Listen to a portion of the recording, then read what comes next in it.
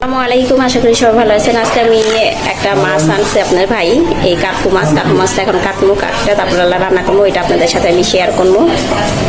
এখন মাছটা একটা নিব,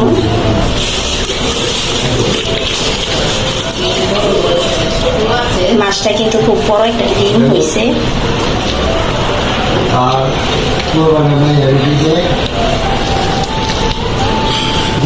ডাটা, এখানে আমি ডাটা নিচ্ছি একাটি, ডাটাগুলি আমি এখন ফুটে নিব। আমি ডাটার পাতাগুলি আগে এইভাবে সব ফুটাই নিব। আমি এই ডাটা কেটে রাখছিলাম, ডাটা দিয়ে কাকু মাছ দিয়ে রান্না করবো। এখন আমি রান্নাটা বসাই দিব। মাছের জন্য কড়াই আগে তেল দিয়ে দিচ্ছিলাম, এখন দেখবো মাছগুলি।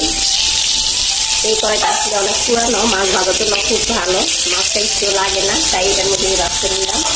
মাছ ভাজা হয়ে গেছে, এখন আমি মাছটা নামায় আসবো। আচ্ছা, ভাজা হয়ে গেছে, এখন দিয়ে দেবো আদা রসুন। আদা রসুন একটু ভাজাতে হবে, সামান্য অল্প পানি, সামান্য অল্প হলুদ গুঁড়া, মরিচ গুঁড়া,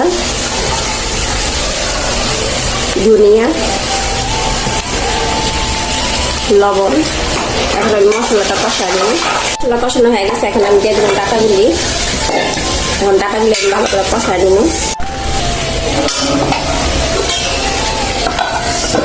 ডাটাটা কষানো হয়ে গেছে, এখন আমি দিয়ে দেবো সামান্য অল্প পানি।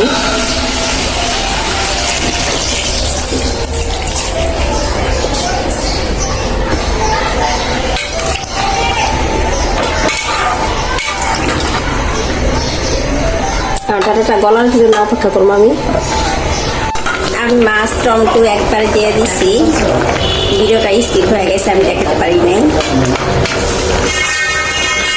আর একটু হইলে আমি নামা ফেলবো। ডাটা তরকারিটা হয়ে গেছে, এখন আমি দিয়ে দেবো একটু ধনিয়া পাতা দিয়ে আমি নামা ফেলবো।